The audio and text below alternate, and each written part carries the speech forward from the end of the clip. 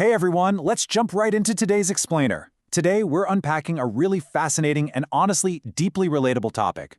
We're looking through the lens of YouTuber Ben Thomas, who you might know as Sisyphus55, and focusing specifically on his incredible breakdown of human connection.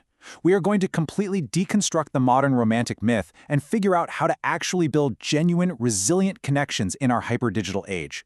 So if you've ever felt totally exhausted by modern dating or just misunderstood in your relationships, this explainer is going to completely reframe how you look at intimacy. We've really got to ask ourselves this crucial question right out of the gate.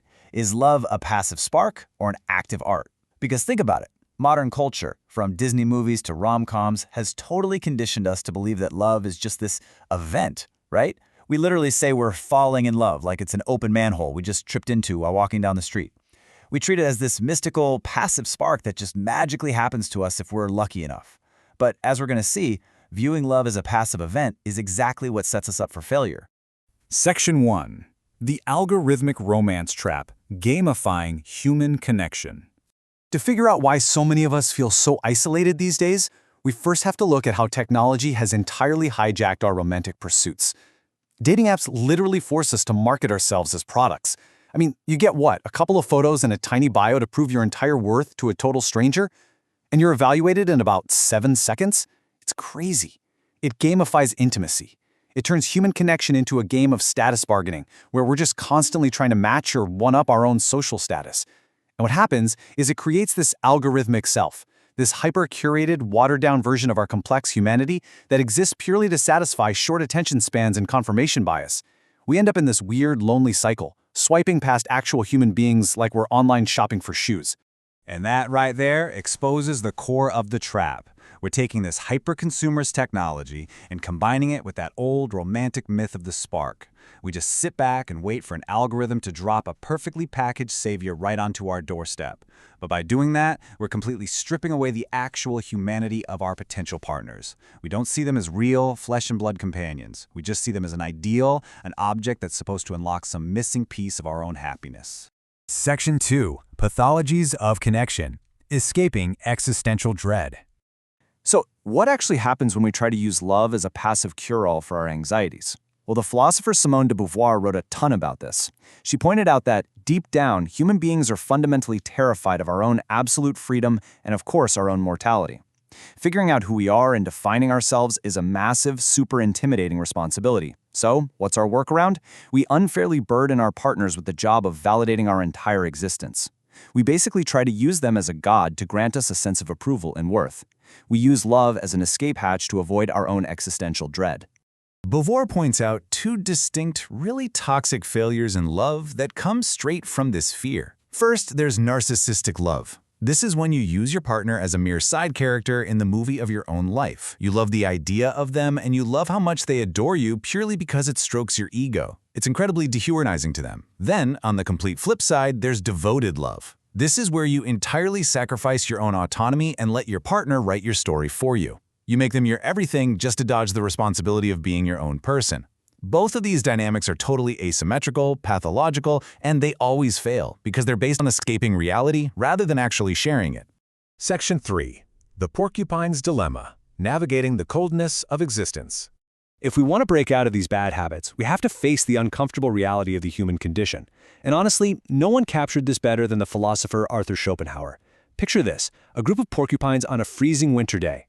To keep from freezing to death, they have to huddle up close together for warmth. But the second they get close enough to actually share heat, their sharp quills poke and stab each other. Ouch, right? So they scatter to stop the pain, but then they immediately start freezing again. This is the exact paradox of human intimacy. We desperately crave the warmth of connection, but the closer we get, the more our individual boundaries, our flaws, and our quirks, our quills, cause friction and pain. I absolutely love this quote by the poet Molly Peacock. She says, "There must be room in love for hate." It just perfectly nails the porcupine's dilemma. We have to accept the inevitable friction of authentic connection. Demanding a flawless utopian romance where nobody ever gets poked by a quill, that's demanding the impossible. We have to learn how to manage this dance, how to huddle together in spite of the quills. Section 4. The Art of Loving.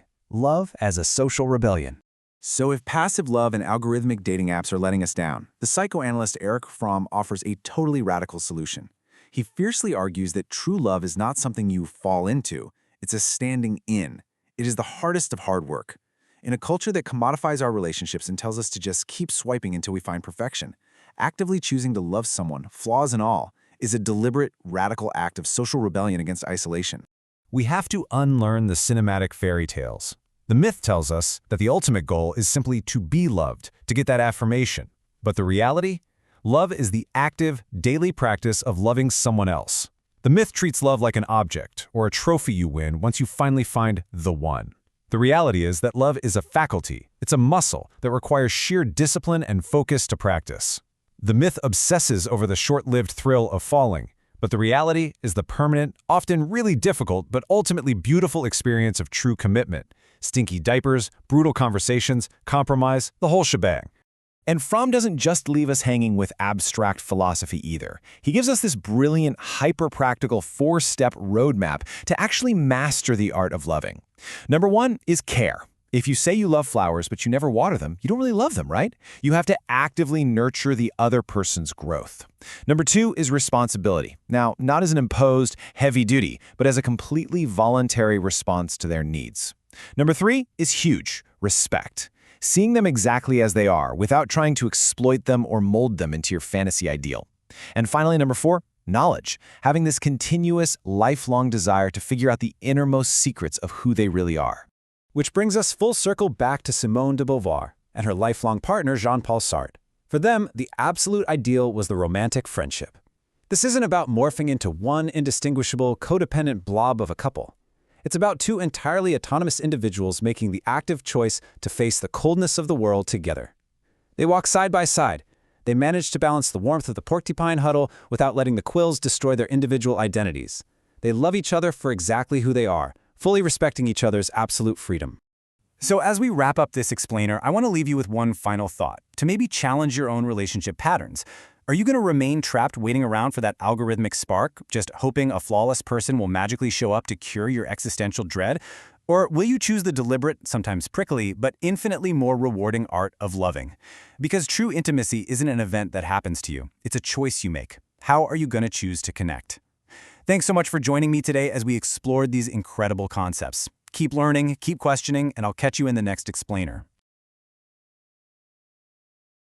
Have you ever felt just completely exhausted by the modern dating scene? Oh, absolutely. Right. Or maybe you've had that sinking sensation where, I don't know, you feel like you lose a piece of your own identity every single time you enter a new relationship. Yeah, that complete loss of self. Exactly. And look, if you are nodding your head right now while listening to this, you are certainly not alone. We're pulling you into this conversation today because, interestingly enough, existentialist philosophers have actually been diagnosing this precise sense of exhaustion for over a century. Well over a century, yeah. Long before smartphones or, the internet were even a concept. Right. We were already struggling to figure out how to just exist next to another human being without, completely losing our minds. It's true. Yeah. And that's why we're looking at such a fascinating intersection of psychology, philosophy, and sociology today. Yeah, we have a really great stack of sources for this deep dive. We do. We're synthesizing the work of the YouTube essayist Ben Thomas. He's also known as Sisyphus55 online. Right, Sisyphus55. And his video essays pull from, mid-century existentialism, absurdist philosophy, and even modern behavioral psychology. He uses all of that to diagnose why we feel so isolated today, despite being, constantly connected. Constantly online, but totally alone. Exactly. So what we're doing today is taking those insights and essentially deconstructing the romantic myths we have all been force-fed since childhood. Yeah, because we are trying to find a path toward healthy, equitable human connection in an era that's basically defined by digital isolation. A really difficult thing to do. It is. And to do that, we have to start by tearing down the absolute bedrock of modern romance. We have to look at the actual phrase, falling in love. The language itself. Right. Think about how strange that language is when you really pause and look at it. We treat love as something that just, happens to you. Out of nowhere. Yeah. You are walking down the street and gravity takes over, you trip, you fall, and boom, you are suddenly in love. That linguistic choice is incredibly revealing, actually. The word falling strips away all of your agency. It really does. It frames what is arguably the most consequential human emotion as a totally passive event, like a sheer accident. Right, a complete accident. And Slavoj Žižek, the contemporary philosopher, has been highly critical of this exact thing in the sources. What does he say about it? Well, he argues that by conceptualizing love as a sudden, passive plunge, we are essentially trying to absolve ourselves of the responsibility of choice. Oh, wow. So we're just dodging responsibility. Exactly. Because if it is an accident, if it is just fate, then you don't have to do the grueling work of actively constructing that love. That makes so much sense. It frames love as an external force, like a weather event or Ultimately, something. it's another event, right? Like, you don't build a thunderstorm, right? You just get caught in the rain. Just get soaked. Yeah. But the sources pull heavily from the psychoanalyst Erich Fromm here, specifically his 1956 book, The Art of Loving. And Fromm completely rejects this whole weather metaphor. Yeah, absolutely tears it apart. He does. Fromm argues that love is a faculty to be developed. It's much more like learning to play a complex instrument. And Fromm was looking deeply at the psychological comfort of that passive model. Like, why do we want to believe in the lightning strike? Because it's easier. Exactly.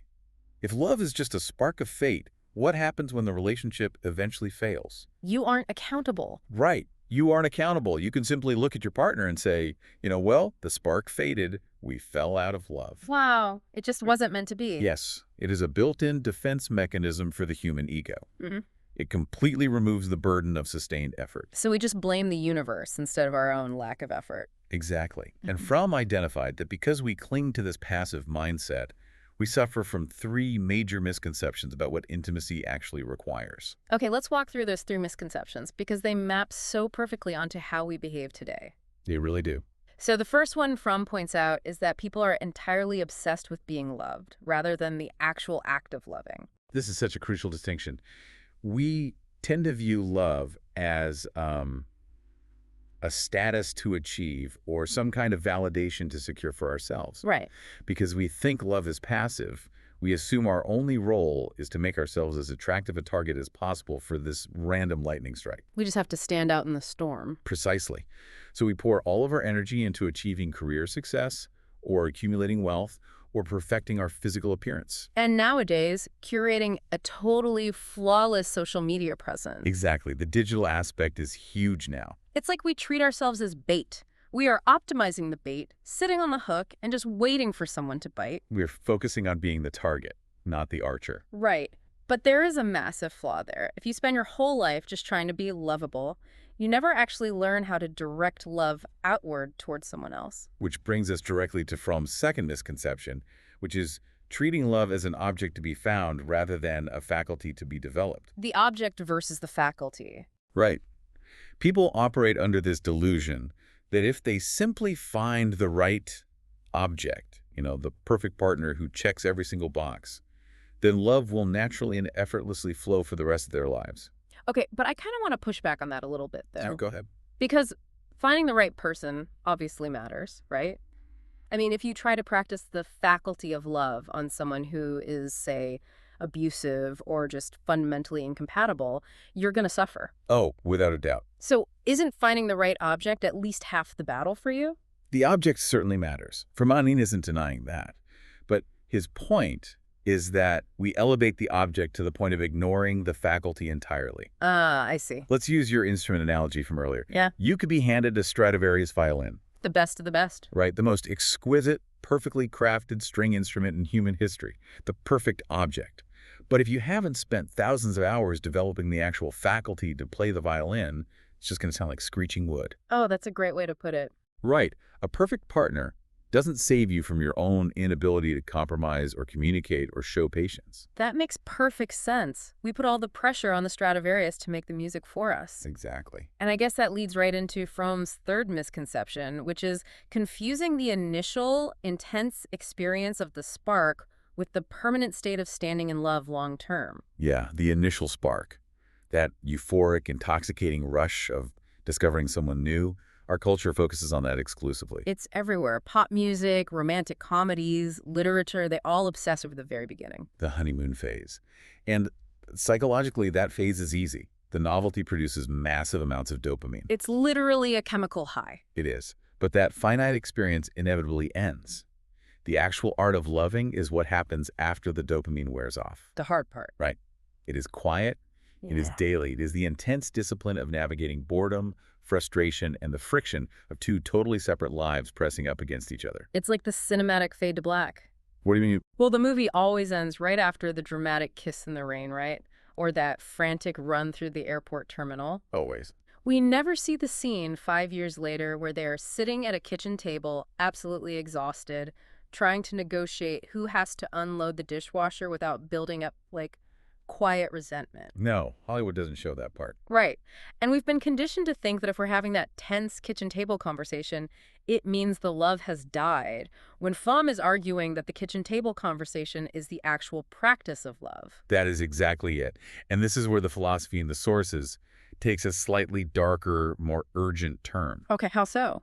Well, when we avoid that hard, active work of loving, when we rely solely on the myth of the passive spark, we don't just drift apart neutrally.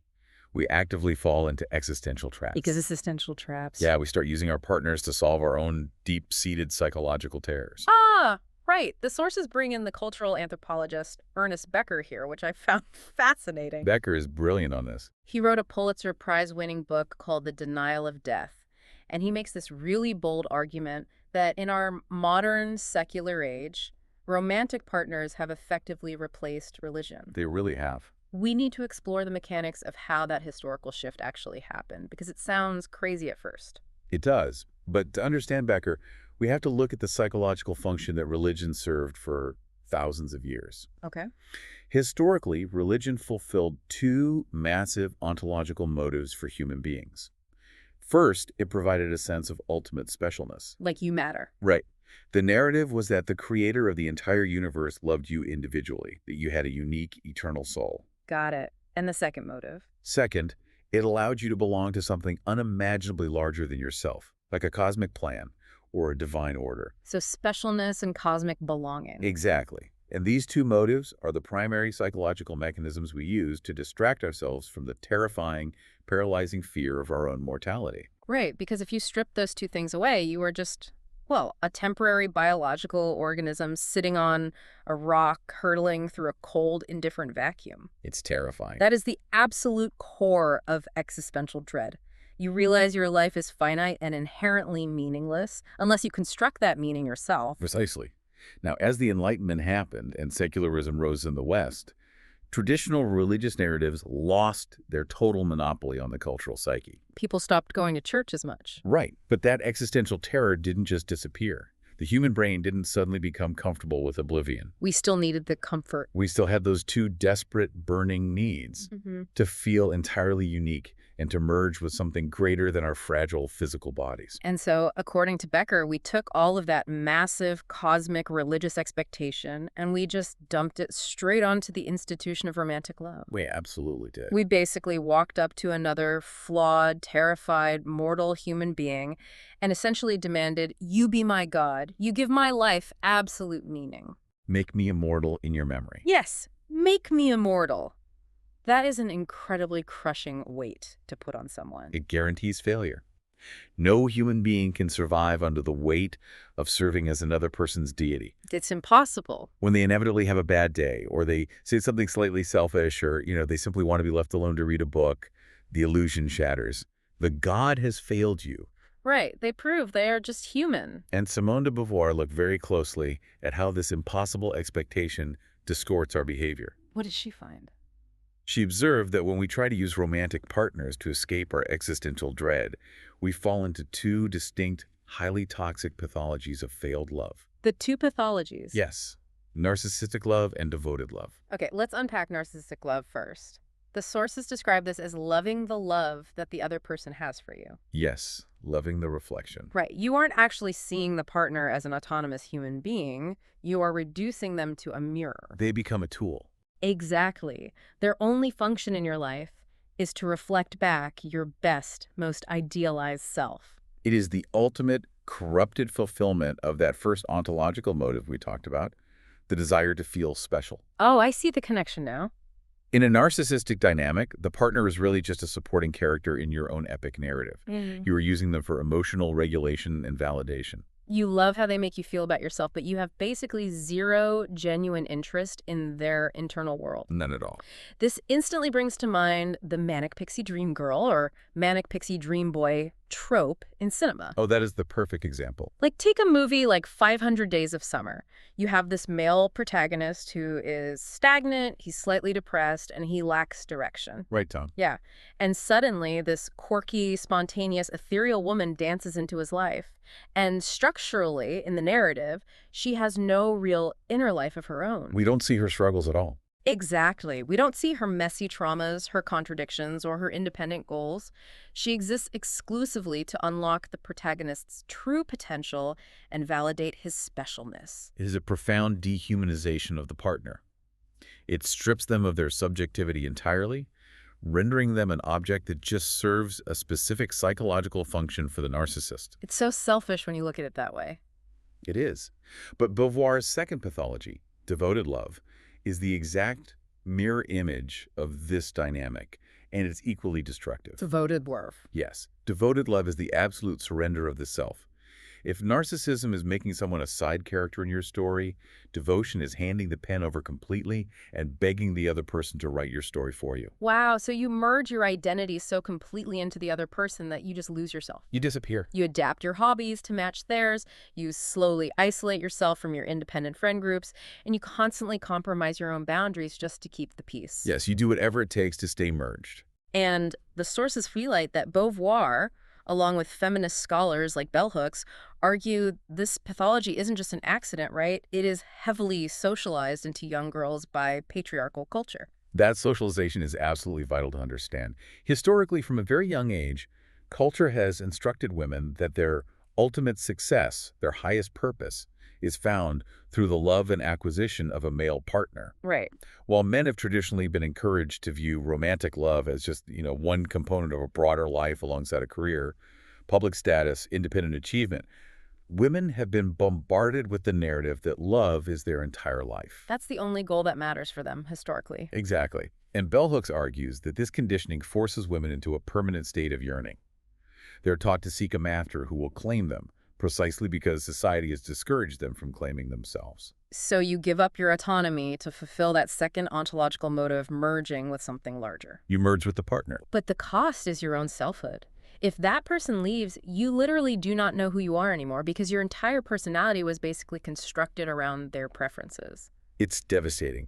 Jean-Paul Sartre, who was Beauvoir's lifelong intellectual partner, had a specific philosophical term for what is happening in both of these extreme pathologies. What did he call it? He called it bad faith. Bad faith. Yeah. Bad faith is a state of self-deception where we deny our own fundamental freedom. Sartre believed that human beings are, in his words, condemned to be free. Condemned to be free. Right. We are forced to make choices and define our own essence in a universe that offers no inherent meaning. And that freedom is terrifying. It induces a state of constant anxiety. Because if you are fully free, you have absolutely no one to blame for your life but yourself. Exactly. So we look for escape routes. Yeah. In the narcissistic love, we escape the anxiety of human connection by turning our partner into an object, a tool for our ego, so we don't have to deal with their messy freedom. And in devoted love. In devoted love, we escape the anxiety of our own freedom by turning our partner into our God. We hand over our agency so we no longer have to make any of those terrifying choices. Both are just flights from reality. Both are flights from the reality of the human condition. But wait, I have to ask, if both extreme self-interest, the narcissist, and extreme self-sacrifice, the devoted partner, are toxic forms of bad faith, isn't this just human nature? How do you mean? Well, haven't humans always commodified each other to some degree in relationships? Like, if we look at history, marriage was literally an economic transaction. It was, yes. It was an alliance between families to secure land or livestock or political power. We have always used people as objects, so why are these existentialists acting like this is some unique psychological failure that we need to overcome now? That is a phenomenal piece of pushback. And you are entirely correct that historical marriage was often an institutionalized economic transaction. It was a socioeconomic alliance. However, the existentialist critique is looking at what happened after the Industrial Revolution and the rise of Romanticism. Oh, when things shifted. Exactly. When we stripped away the economic necessity of marriage, We replaced it with the expectation of profound emotional and psychological fulfillment. So the pressure changed. We transitioned from trading cows for land to trading souls for existential comfort. The issue isn't just that we use people. It is that in the modern era, we are using them to patch a massive hole in our own psyche, which is an impossible task. We'll modernize the transaction. We moved it from the physical economic realm to the psychological realm. Exactly. And what makes this struggle infinitely harder for you, the listener, trying to navigate the 21st century, is that modern technology has analyzed this exact human vulnerability. Oh, here we go. Yes, it has taken our innate tendency to objectify others to soothe our existential dread and weaponized it into a highly efficient, multi-billion-dollar infrastructure. And this is exactly where we transition into the algorithmic commodification of intimacy. It's a huge shift. If human nature already struggles with turning partners into objects, dating apps and social media platforms have basically built a digital superhighway for that exact flaw. We have fully gamified human connection. We really have. Let's break down the actual mechanics of a modern dating app. Yeah, let's look at how they work. By its very design, it turns the profound, unpredictable, and often intimidating search for human connection into a totally frictionless marketplace of status bargaining. A marketplace. Yes. When you create a profile, you are forced to condense the sheer, overwhelming complexity of your humanity. Your subtle traumas, your unique sense of humor, your evolving worldview, into a few curated photographs and a witty 150-character bio. You are structurally forced to become a product in a digital storefront. You are. But again, just to play devil's advocate here for a second, how is swiping on a dating app fundamentally different than, say, sizing someone up across a crowded bar in the 1980s? That's a common comparison. Right, because you were still making snap judgments based on physical appearance and perceived status back then. The difference really lies in the scale, the speed, and the cognitive rewiring of the user. The scale and the speed. Yes. In a physical bar, you are still bound by the friction of physical reality. You have to navigate body language, tone of voice, social context, and the shared environment. There's actual human context. There is a baseline recognition of the other person's physical presence. But on a dating app, the other person is literally reduced to pixels on a screen that you just discard with a flick of your thumb. It's so instantaneous. The interface actively trains you to evaluate human beings with the exact same consumer logic you use when, scrolling through a clothing catalog. It's the illusion of infinite choice, too. If you're at a bar, there are maybe 30 single people there. On an app, the algorithm implies there are 3 million people available. Infinite options. So why would you ever tolerate the slightest imperfection in the person sitting in front of you on a date when the quote-unquote perfect product might be just one swipe away while you're in the bathroom? The philosopher Martin Buber provides the essential vocabulary for understanding what this technology actually does to our minds. Buber, right. Buber argued that humans relate to the world through two primary dynamics: the I-thou relationship and the I-it relationship. Okay, let's define those mechanically for everyone listening. The I-thou dynamic is what we genuinely crave in our souls. It is a reciprocal encounter between two whole, irreducible subjects. You see them as a person. You see the other person in their complete autonomous humanity, and they see you. Yeah. You don't want anything from them other than to just experience their presence. Yeah. It's a state of mutual reverence. Okay, and the I-it dynamic? The I-it dynamic, however, is a relationship of utility. The other entity is an it, an instrument, an object, a means to an end. So they're just a tool. Right. You engage with the it solely to extract value, whether that is physical labor, information, or, in this case, emotional validation. So what you are saying is that dating apps, by their very architecture, force us into an I-it dynamic. They demand it. We are treating human beings as instruments to stave off our own boredom or to boost our ego with a match or just to find a temporary distraction. We are literally swiping left and right based on market value. Precisely. And the real tragedy of modern dating is that millions of people are logging onto these platforms, desperately yearning for an I-thou connection, a genuine soul-level understanding within a digital ecosystem that is engineered exclusively for I-thou transactions. It is a total structural paradox. Okay. It's like trying to find profound spiritual enlightenment in the middle of a chaotic stock exchange floor. That's the perfect way to describe it. The environment actively prevents the outcome you're looking for. And it doesn't even stop at dating apps. The sources dive deeply into how the broader internet, specifically platforms like TikTok, is fundamentally altering our cognition. They call it the algorithmic self. The algorithmic self is perhaps the most concerning concept we are covering today. It really is. We have to look at how these platforms train our neurological pathways. Algorithms on short-form video platforms are designed to provide constant, hyper-fast stimulation. Non-stop dopamine. Right. You are presented with a piece of content, and you have roughly 3 to 7 seconds to decide if it provides immediate gratification. And if it doesn't? If it challenges you, if it bores you, if it requires any patience whatsoever, you simply swipe away, and the algorithm immediately serves you something more palatable. You are customizing a reality that caters entirely to your immediate impulses.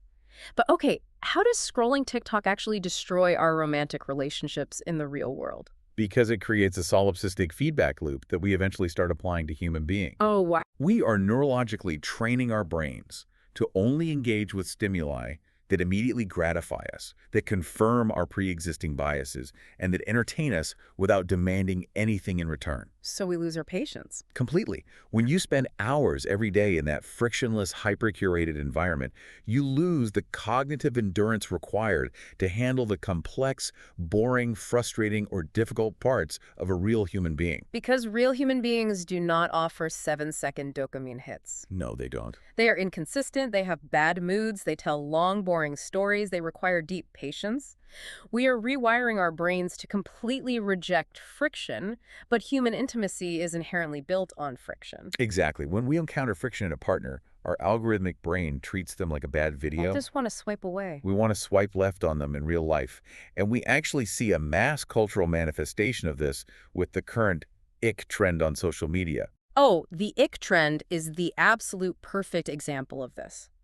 For anyone unfamiliar, it's this phenomenon where people share hyper-specific, often incredibly minor behaviors that instantly kill their romantic attraction to someone. And these videos go massively viral. What is terrifying about the ick trend isn't just that people are being picky. Right. It is the algorithmic standardization of rejection.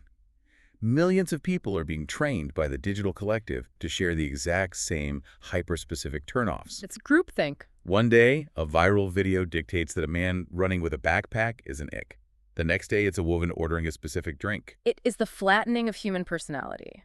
The algorithm rewards consensus, so it essentially enforces a standardized, universally acceptable version of human behavior. It polices behavior. Everyone becomes terrified to be uniquely themselves. You can't have odd quirks or be slightly clumsy because one wrong move and you are deemed an ick by a committee of strangers on the internet. It strips away all the jagged, beautiful, messy edges of human individuality. It demands that we act like smooth, frictionless products.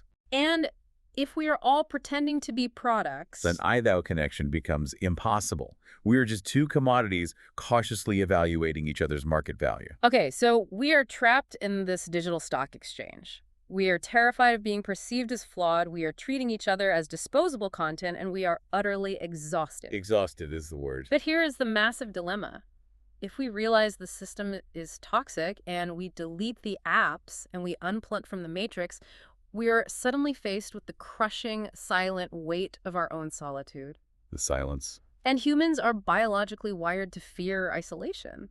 So how do we cope with that? To answer that, we actually have to pull back from the modern digital nightmare and look at a timeless biological and psychological paradox. Okay. Long before algorithms ever existed, humans struggled with the agonizing dance between needing closeness to survive and needing space to maintain our sanity. Right. The tension. The philosopher Arthur Schopenhauer captured this dynamic perfectly in 1851 with his famous fable of the Porcupine's dilemma.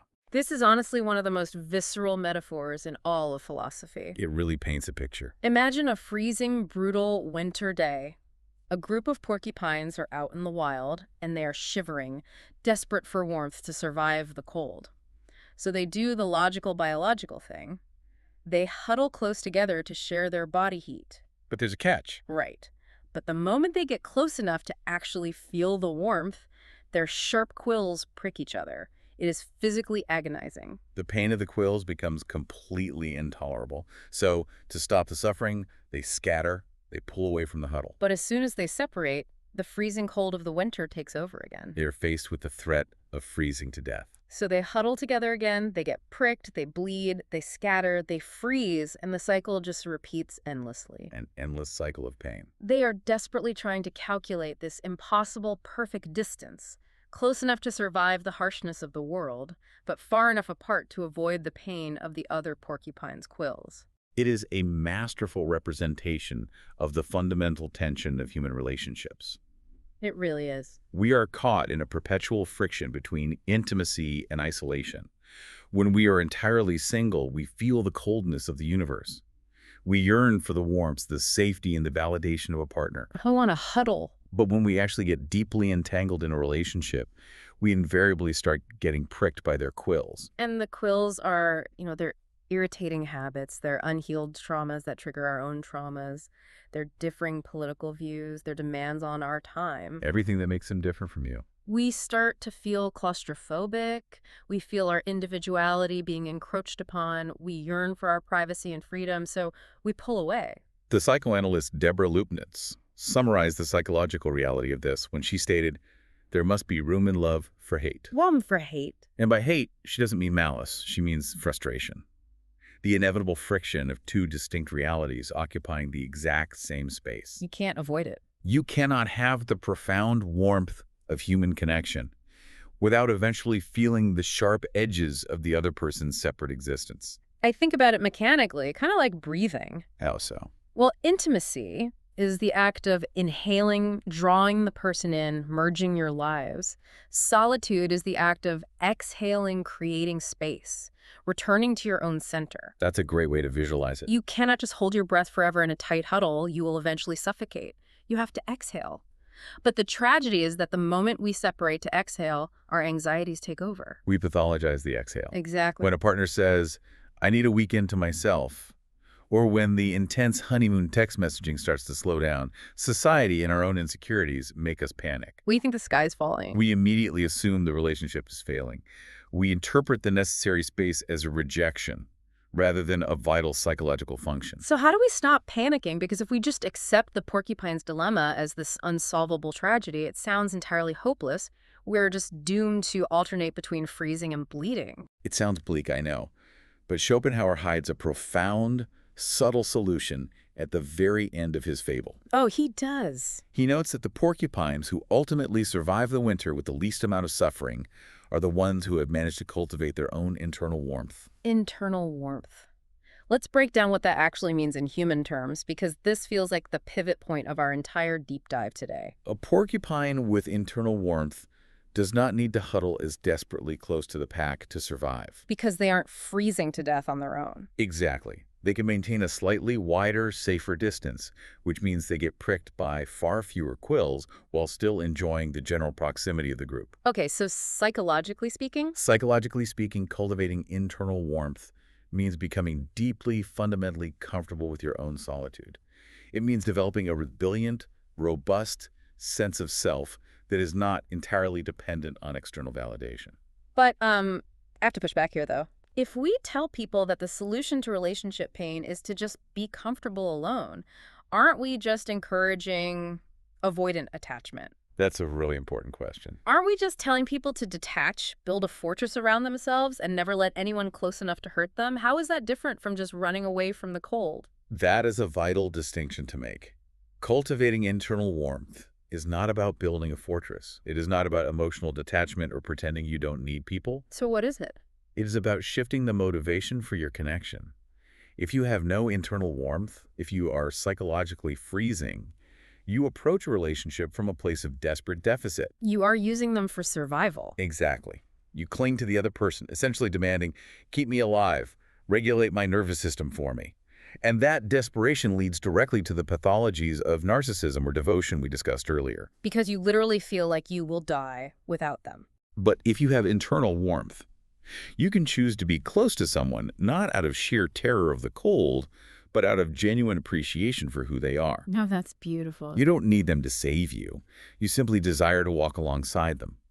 You can tolerate the distance of the exhale without panicking, because your core temperature doesn't instantly drop to zero when they step away. That is a massive paradigm shift. It completely changes the architecture of a relationship. It changes everything. So we've diagnosed the illness today.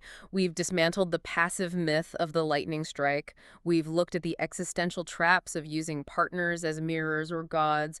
We've explored how algorithms have commodified our souls. And we've mapped out the agonizing dance of the porcupine's quill. We've covered a lot of ground. Having diagnosed all of that, how do we actively practice the art of getting it right? We return to Simone de Beauvoir for this. After diagnosing the pathologies of bad faith, she offered a radical blueprint for what she called ethical love. Ethical love. Ethical love is the absolute antithesis of merging.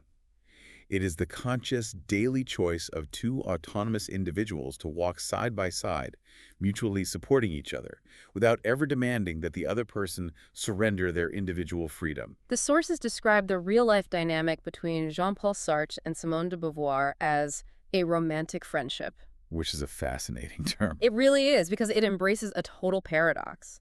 How do you respect someone's absolute freedom while maintaining a deeply committed bond? It's incredibly hard to do. It seems to require tearing up the entire socially constructed script of traditional romance, which implicitly tells us that love equals ownership and control. It absolutely requires tearing up that script. True romantic friendship requires you to rejoice in the other person's freedom, rather than trying to capture it or limit it to make yourself feel secure. So how do we actually do that? To actually enact this on a daily basis, we have to look back to Erich Fromm. If love is an art, a faculty to be developed, Fromm outlines 4 essential active elements that we must practice. Okay, let's go through these 4 elements, because this is the practical toolkit for everyone listening. The toolkit, yes. The first element Fromm identifies is care. And he defines care in a highly active, almost laborious sense. Care is the active concern for the life and the growth of that which we love. So it's the difference between telling a houseplant that you love it and actually watering the plant, checking the soil, and making sure it gets sunlight. Perfect analogy. If you claim to love someone but you are totally indifferent to their personal development, their physical health, or their emotional expansion, then it isn't really love. It is just a warm sentiment you hold in your head. Precisely. It has to be an action. The second element is responsibility. Responsibility. But we have to be careful with this word. Fromm explicitly differentiates responsibility from duty or obligation. It is not a burden imposed upon you from the outside. So it's not a chore you have to perform just to avoid getting in trouble with your partner. No.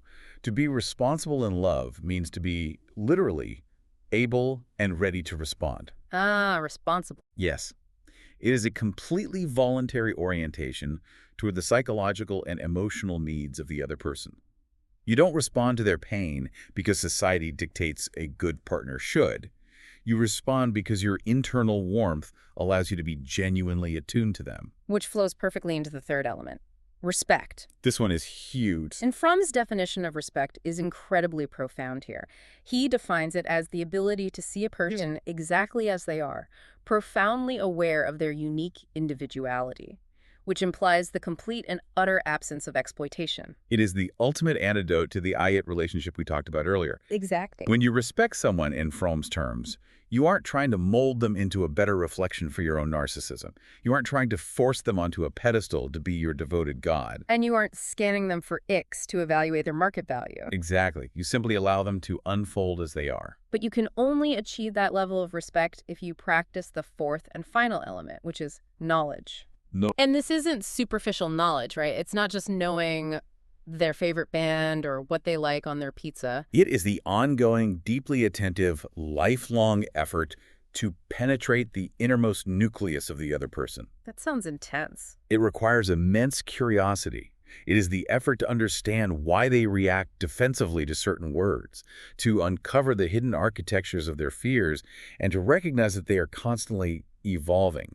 It is choosing to be a lifelong student of their soul. I'm not going to lie, practicing care, responsibility, respect, and knowledge on a daily basis sounds absolutely exhausting. It is hard work. I mean, in the most meaningful, beautiful way possible, but it requires so much intentional energy. If the passive myth of falling in love is a roller coaster where you just strap in, throw your hands up, and scream while the machine tosses you around, then ethical love is more like a tandem bicycle. I really like that. Expand on the mechanics of that. Well, a tandem bicycle only moves forward if both individuals actively decide to put their feet on the pedals and exert physical effort. You both have to work. Right. You have to communicate constantly to steer. You have to balance each other's shifting weight. And you aren't just along for the ride. You are the engine. If one person stops pedaling, the bike crashes. That is a phenomenal mechanical analogy. And what is vital to understand for everyone listening to this is the broader societal context of what you are doing when you choose to pedal that tandem bicycle. The societal context. Approaching love this way actively, ethically, with discipline and deep knowledge is actually a radical act of social rebellion. A social rebellion? Wait, how does practicing patience with my partner constitute a rebellion? Because of the economic and cultural system we currently live in, Yeah. we discussed the algorithmic commodification of the dating market earlier, but we have to name the broader system. Neoliberalism. Okay. Neoliberalism isn't just an economic policy about free markets and deregulation. It is a cultural philosophy that applies market logic to every single aspect of human life, including our emotions and our relationships. So neoliberalism trains us to view ourselves as mini corporations, basically, constantly trying to maximize our emotional return on investment while minimizing our risk. Exactly.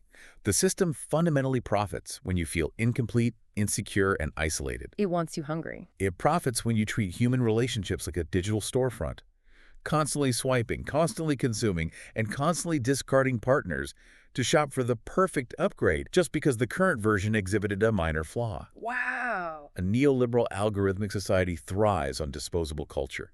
It wants you lonely, endlessly searching, and perpetually consuming products and apps to fill the void. So by refusing to play that game. By refusing to play the game.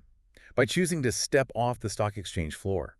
By choosing to stay, to communicate, and to actively practice the grueling, quiet art of loving a flawed, annoying, deeply complex human being over a long period of time, you are engaging in a direct act of defiance against the entire economic and technological structure. That is so powerful. You are asserting the irreducible value of a human soul in a world that desperately wants to reduce you both to data points.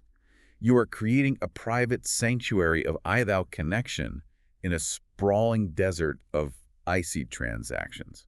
That reframes the entire struggle of modern dating. Choosing to water the plant every single day when the entire world is screaming at you to just throw it in the trash and buy a shiny plastic one is an act of profound resistance. It is the ultimate rebellion against human commodification. Let's bring all of these threads together because we have covered an immense philosophical landscape today. They really have. For you listening, we have dismantled the toxic, comforting myth of the passive spark, the idea that love just happens to you without effort. We broke that down. We have navigated the dangerous existential traps of bad faith, where we use partners as narcissistic mirrors or devoted idols to escape the terrifying freedom of our own lives. We have survived the digital panopticon, recognizing how algorithms force us into transactions that just flatten our humanity.